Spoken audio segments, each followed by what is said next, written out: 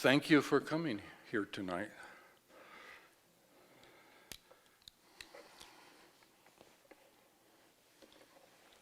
My name is Phil LeCuyer,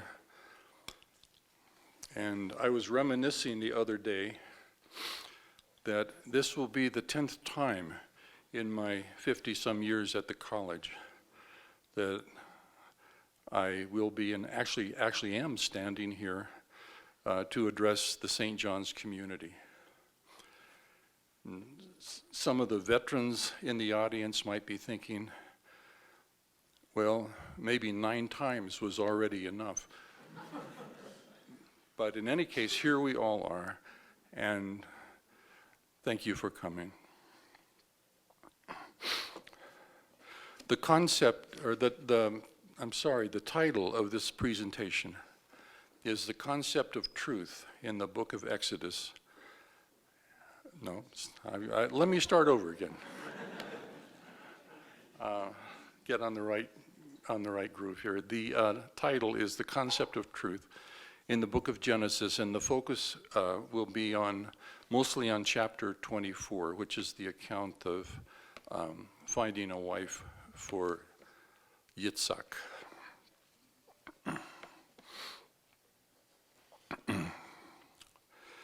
The Hebrew word emes, translated as truth, occurs for the first time in the Torah in the 24th chapter of Genesis in verse 27, and it occurs soon after in the same passage as an adjective in verse 48, and again as a noun in verse 49. What is the structure of the event in which this word, emes, or truth, enters the world of the Torah? Who utters it, and to whom? And most important, what does it mean?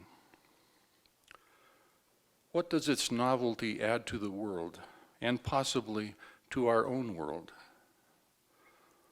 Why did it happen? This is the question, these are the questions, I am going to address in the remarks that follow.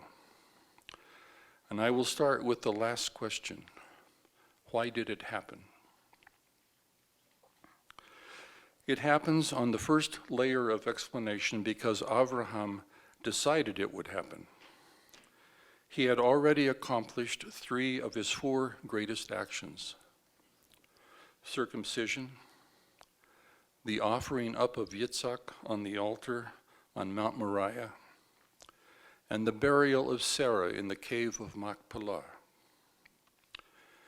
His 4th and culminating great action is to bring about the marriage of Yitzhak. The arranging of this marriage is the context in which the word emes, or truth, first occurs.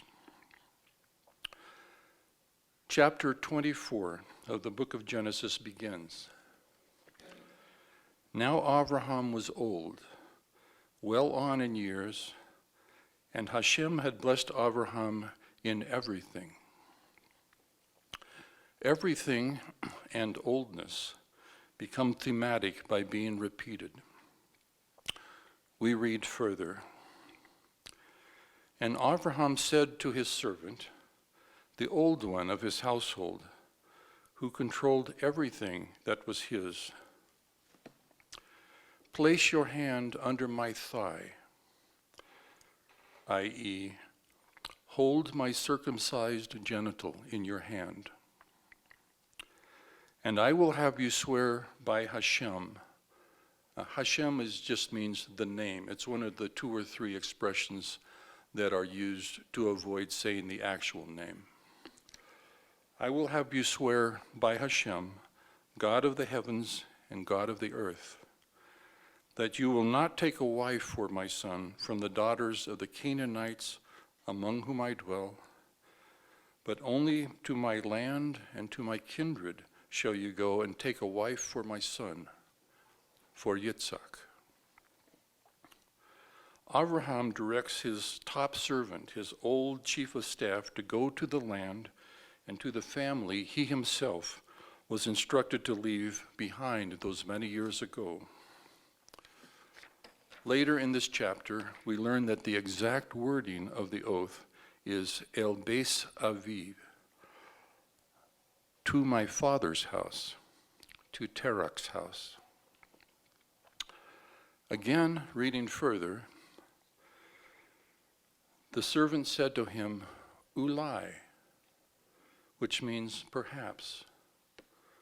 Perhaps the woman will not wish to follow me to this land. This is not the first time in these narratives that someone has said Ulai, or perhaps. In chapter 16, Sarah said, perhaps I will be built up through my handmaiden Hagar. And in chapter 18, Abraham says, perhaps there are 50 or 45 or perhaps 40, 30, perhaps 20, perhaps 10 righteous men in Sodom and Gomorrah. Neither of these possible positives is actually the case, but when Abraham's servant says perhaps in chapter 24, he is not referring to a possible positive fact, but to a possible negative fact. Perhaps the woman will say, no, I will not go. Remarkable. Everything depends on the free consent of the woman, not on her being coercible or persuadable, but after she takes everything into consideration, on her free consent or refusal. Yes would mean nothing if it is not only possible, but also permissible to say no. If she says no, the servant's oath to Abraham is absolved. The world continues as if the oath had never happened. This is a radically important first, an oath that is made contingent on the consent of the woman. What follows, bringing us nearer to where we want to go in the text, to the word emes, or truth, is a description of the caravan of 10 camels and its destination, which is Aram Naharaim, the land between the two rivers Tigris and Euphrates, to the city of Nahor, who is Abraham's brother. The servant conceives a test. He will stand with his 10 camels, kneeling under their loads by the city's springs toward evening when the women of the city come out to draw water. He will ask one of them for a drink, and if she says, drink, and I will also draw water for your camels, she is the one designated for Yitzhak. Designated by whom? The servant says he will know through her that Hashem has done chesed, loving kindness, to my master.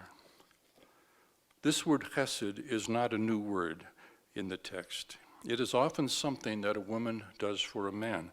For example, in an earlier passage, Abraham asks Sarah to do her chesed for him, her loving kindness, by pretending that he is her brother instead of her husband in order to save his life.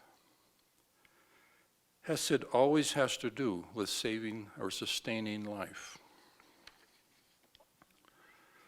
Even though Abraham's servant understands through his proposed test that Chesed is a necessary trait for Yitzhak's future wife, he senses that it is not sufficient.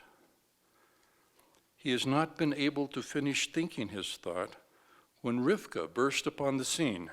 Rivka, we are told, was born to Bethuel, son of Milcah, wife of Nahor, Abraham's brother. We readers are told this, but the servant is not told. Rivka fulfills the requirement of Hesed by also watering the camels, and the servant is astonished. He reflects silently, wondering whether Hashem has made his journey successful. At this point, knowing what she is kind, but not who she is. The servant places the tokens of engagement on her, 2 bracelets and a nose ring. Only after he does this, he asks her, Bas mi'at, whose daughter are you? She tells him, and it is then, and it is only then, that the word emes is uttered for the first time in the world of Torah. He said, Blessed is Hashem, God of my master Abraham, who has not withheld hesed ve'emes, loving kindness and truth, from my master. As for me, Hashem has guided me on the path to the house of my master's brothers. Brothers is in the plural, and as we shall see, this seemingly peculiar detail matters, and it matters a lot, because it includes, as relevant, the long-deceased third brother, Haran, not just Nachor. From this moment on, in the Torah, where the word emes occurs as a noun, it is normatively preceded by the word chesed. For example, in Exodus chapter 24, verse 6, when Moses is permitted a glimpse of the traits of God, we hear Rav Hesed ve'emes, abundant in loving kindness and truth. Again, in Psalm 25, verse 10, all his, that is, all God's ways, are chesed ve'emes.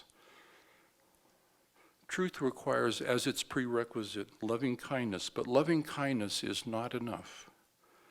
Hesed is a character trait, but truth requires a certain identity. Why? Why does it matter, and matter essentially, whose daughter Rivka is? Who is she? We know that Abraham was aware of Rivka before he sent his servant to Aram Naharaim, and that her family's history is interesting in a surprising way. But to begin to grasp the full significance of Rivka's immediate family background, as it traces back to Terach, Abraham's own father and her great-grandfather, we must look very briefly at the genealogical list at the end of chapter 11. And I know that these genealogical lists, there are two of them in the book of Exodus, are the passages that many of you might have skipped over when you were reading the book.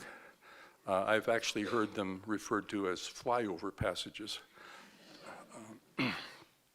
But bear with me for a minute or two. The genealogical list at the end of chapter 11 goes through the 10 generations from Noah to Terach.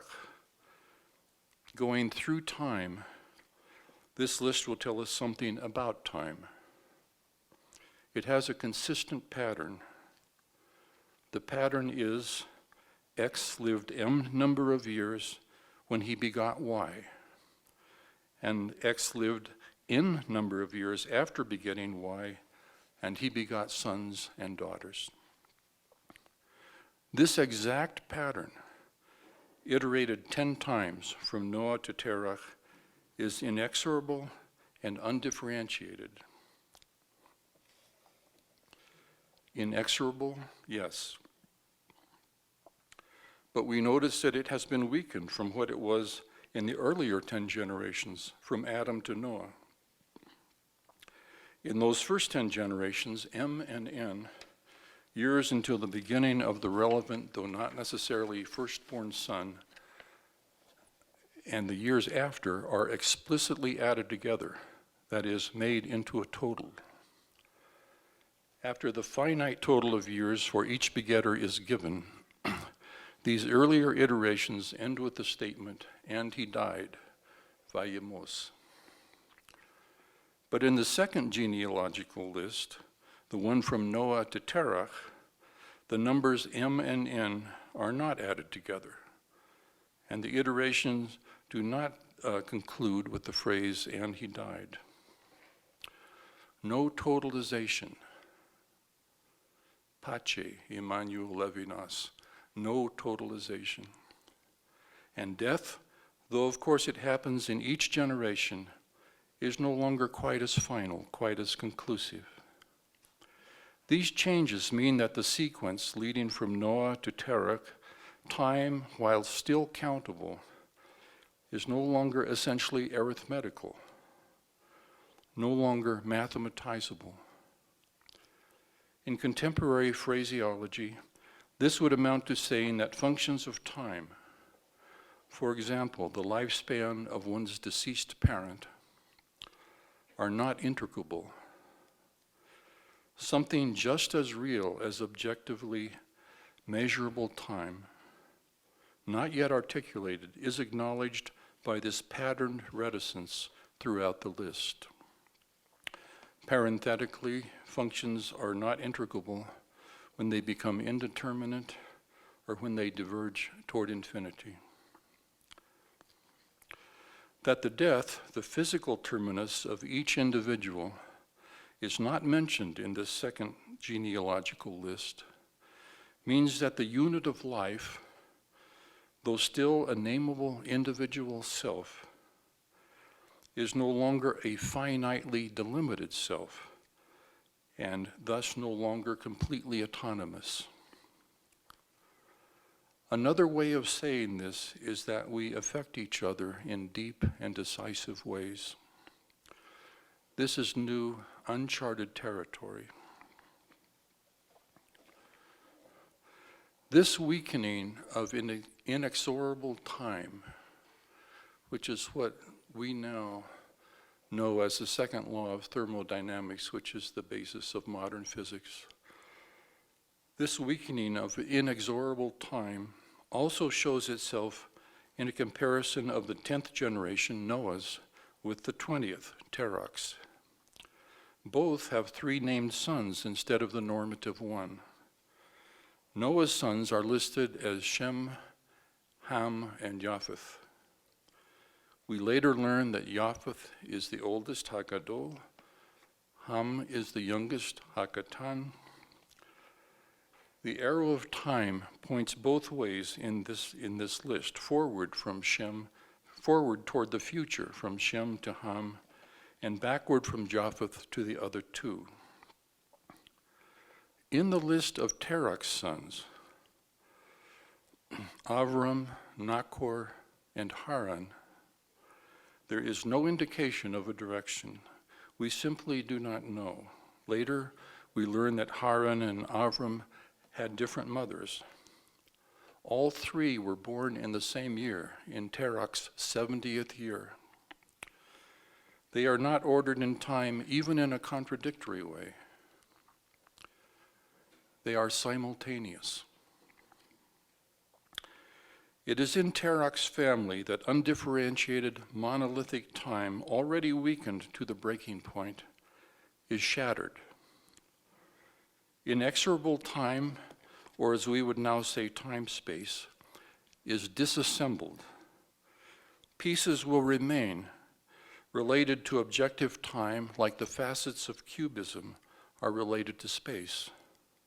But in Terach's family, this shattering has taken place. One brother, Haran, died while Terach was still alive. The verse reads, Haran died in the lifetime or in the presence of his father. Al Pnei Terach Aviv. In his native land in Ur-Chasdim. Did he die of natural causes or by his own hand? The text doesn't say. Haran embodies a past without a present, which is experienced as grief, and a past without a future, which is what despair is. Another son, Nachor, in a unique act by Terach, an act that is unprecedented and which does not itself become a precedent, is named after Terach's own father, Nachor, who is still alive. This is, I think, the only instance in the entire Hebrew Bible where a son bears the same name as a living ancestor. What is exactly the same as what was. named by the same name, Nahor, a present without a past or future different from it. Nahor will stay in the land where he was born, in Aram Naharaim. Avram receives the imperative to leave that land, his kindred, his father's house, and go, quote, to a land that I will show you. Later, in the elevation of Yitzhak on the altar, he was instructed to go, quote, to one of the mountains which I will tell you. Both of these commands are stated in the same unusual way. Lech lecha. Go toward yourself. Yourself is not here, not now. Avram, whose essence will be changed as reflected in the alteration of his name to Avraham, embodies a future different from the present and from the past. In Terach's family, inexorable time, William James's, or for that matter, James Joyce's stream of consciousness has been fractionated into a pure past in Haran, a pure present in Nahor, and a pure future in Avram. Now what? Now, after Haran's death and before Avram's journey, the one brother, Nahor, takes one of Haran's daughters as a wife. Her name is Milcah, and it will remain so. Her nature remains unchanged by her marriage. She will give birth to 8 sons. One of them, Bethuel, will become the father of Rivka. Haran's other daughter, Iscah, is taken by Avram as his wife. Her nature, along with her name, is changed by that marriage. She becomes what the name means that Avram gives her, Sarai, my princess. The Torah states, Sarai was barren. She had no child. In this ordering of these two statements, her general condition, barrenness, is seen not as final, but as contingent on a specific fact. Haran, though deceased, has a continuation in life through the marriages of his 2 daughters to his 2 brothers. In Yitzhak, the son of Avraham, and through his mother Sarah, the grandson of Haran, and in Rivka, the granddaughter of Nahor, and through her grandmother Milcah, the granddaughter of Haran, Terach's family in its whole 3-brother array still exist. From its temporal and spatial dispersions, the genealogically reconvened family of Avraham, Nahor, Haran steps back onto this new stage in the persons of Yitzhak and Rivka. Avraham's final task, his culminating great action involving everything, is to arrange through the engagement of Yitzhak and Rivka the parts of splintered time into a new whole, a whole no longer seamless, inexorable, and fatalistic, but in which there is an opening for the word ulai, perhaps. This would be a world arising from real contingency rather than from strict necessity. The scenario in which this new whole is born is not the battlefield, as in the Iliad, not even the marriage bed, as in the Odyssey, but the act of engagement. Through this engagement, a new possibility becomes real. This is the locus of emes, or truth, and some sense of this still survives in the slightly archaic word betrothal. Not often used anymore, but it is an English word, and betrothal means that when 2 people decide to marry each other, they betroth each other. That's the actual etymology of that word. This new kind of wholeness is what the word emes means. Wholeness which is contingent on the free consent of the woman, her husband, to be still sight unseen, and free acceptance of her, also sight unseen, by the man. Everything depends on the words of the servant rather than on sense perception. And I'm going to read that sentence a second time. Everything depends on the words of the servant rather than on sense perception. It is a wholeness in which time or time-space is not a totality, not all there is, but in which the partitions of time, the past of Haran, the present of Nachor, and the future of Abraham are all there and free to interact with each other as in a colloidal suspension, suspended in what is not time, in what Thomas Aquinas called an infinite sea of substance, in God. The 24th chapter of Genesis does not provide us with a logical proof of God's existence.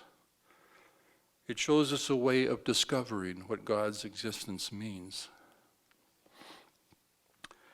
It means that the featureless gray numbness of fatalism, what we express with our quip of whatever, opens up into the rich colorations of interacting faceted times, into our humanly definitive experiences of hope and of courage, of an amalgam of joy and grief, of judgment, and also of despair and of teshuvah, the Hebrew word which means to return. All 6 of these primal forms of consciousness, these basic colors arrayed on the Jewish palette, are evident in the 24th chapter of Genesis in different persons at different moments. I will point to them. Number 1, Rivka runs to tell her mother's household about these things. She experiences hope. An exciting future informs her present. Number 2, the next day, when asked point blank if she will go with Abraham's servant, she replies, Elech, I will go. In that all-important moment, she is courageous. Her present claims her future. Number 3, Rivka brings her habitual exuberance, her joie de vivre, to the occasion. Drink, and I will water all your camels. At this same moment, Yitzhak is suffused with grief over the death of his mother. His marriage to Rivka, when it does happen, quote, consoles him concerning his mother. For both of them, their past persists into the present.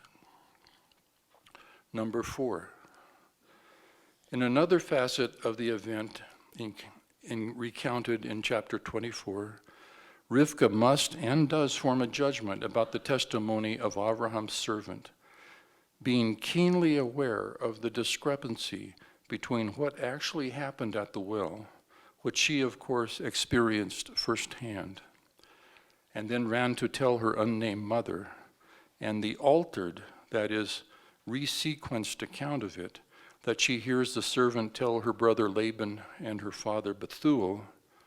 Should she accept what the servant is telling them all about Abraham's situation, about Yitzhak, even about the servant's own identity and mission? She does accept his testimony, even with its obvious inconsistency. And Yitzhak must also make a judgment about Rivka. Remember, she is veiled. After, quote, the servant recounted to Yitzhak all the things that he had done, both the facts and the rhetorical resequencing of those facts in order to overcome the opposition of Laban and Bethuel. Would the servant, in order to fulfill his oath to Abraham, try to persuade him, or at least guide him in any way? He decides to accept Rivka. In these judgments, in judgment in general, the presence establishes the meaning of the past. What about the action of the past on the future? Despair, in which we feel that what has been good cannot last forever, and what has not been good can diminish or even destroy the future. And also the action of the future transforming the past, if that is even possible. Number 5. We know that Yitzhak, having by himself stepped down from the altar on Mount Moriah, because Abraham was forbidden to touch him or even speak to him, did not return with Abraham to Abraham's young men who were waiting at the foot of the mountain with the donkey. He departed from his experience on Mount Moriah by a different path from his fathers and disappeared from the narrative until now. He went not to Beersheba, which means the wellspring of God's oath to Abraham, where Abraham dwelled, but to a place called LeCuyer, which means the wellspring of life seen, S-E-E-I-N-G, of life seen. It is relevant here, and I think it will help us understand chapter 24, to recall that in a passage much later in Genesis where Yaakov is negotiating a settlement with Rivka's brother Laban, he swears his oath b'fachad aviv Yitzhak, by the dread or by the terror of his father Yitzhak. Yitzhak's experience on Mount Moriah was terrifying, absolutely, rivetingly terrifying. In the unusual phrasing of the text in chapter 24, Yitzhak has just, quote, come from coming to LeCuyer. He is topsy-turvy and has gone out alone toward evening into the field, lasuak, often translated as to beseech and sometimes as to meditate. We can sharpen our sense of its meaning by turning to Psalm 102, which is an extended gloss on this very word. Quote, a prayer of the afflicted man when he is disoriented. And Yisfok Siko. Yisfok means and he pours forth. Siko, from Suak, I translate as his silent scream, as in the painting by Edvard Munch, Before Hashem. Hashem, hear my prayer and let my cry reach you. Hide not your face from me on the day of my distress. Incline your ear to me on the day that I call. Answer me soon. For my days are consumed in smoke, and my bones are charred as a hearth. Smitten like grass until withered is my heart, and I have forgotten to eat my food. From the sound of my sigh, my bone clings to my skin. I have become like a night bird in the wilderness. I have become like the owl of the wasteland. I have been diligent, yet I remain like a lonely bird upon a rooftop. Lasuak. This is despair. It is evening, and the darkness is oncoming. Yitzhak, alone in the field, raises his eyes and sees the camels coming. The camels Rivka's chesed has sustained when she drew water for them until they had finished drinking. In order to better understand the underlying fundamental of all these embodied overtones, In the astonishing climax of chapter 24, we might, for the sake of contrast, glance back one more time to the first genealogical list, the one in chapter 5. In what starts out to be the seventh iteration of its pattern, inexorable, totalized time-space is for the first time destabilized. We read there, Enoch lived 65 years and begot Methuselah. X lived M number of years and begot Y. So far, so good. Then Enoch walked with God for 300 years after begetting Methuselah. Not lived as in all the other iterations, but walked with God and begot sons and daughters. All the days of Enoch were 365 years. His foreshortened years have still been added up into a total. Things seem back on track. Then, again, and Enoch walked with God, and he was no more, for God took him. This intrusion of God consciousness, walking with God, is stated twice, and as we learned later from Joseph, its being stated twice means that it is inescapable. Enoch does not end his life as others do by dying. He is taken out of existence altogether. He disappears. Number 6. Yitzhak, by contrast, finally returns from his transfixing, terrifying God consciousness on the altar on Mount Moriah when he now walks toward the camels, toward Rivka, toward life. We read, and Rivka raised her eyes and saw Yitzhak, and she lowered herself from the camel. And she said to the servant, who is that man in the field walking toward us? And the servant said, he is my master. She then took the veil and covered herself. The servant recounted to Yitzhak all the things that he had done. And Yitzhak brought her into the tent of Sarah, his mother, and he took Rivka. She became his wife, and he loved her. And Yitzhak was consoled concerning his mother. The verb vayeshav, and he returned, was said of Abraham when he came down from Mount Moriah, and now it could finally be said also of Yitzhak. This returning, not to greater piety, but to greater vitality, is what the Hebrew word teshuvah means.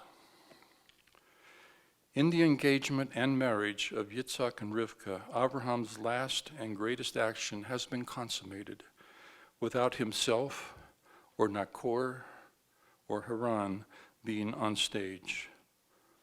A new kind of wholeness now exists, a wholeness in which all facets of time can freely interact with each other, and which is called emes, or truth.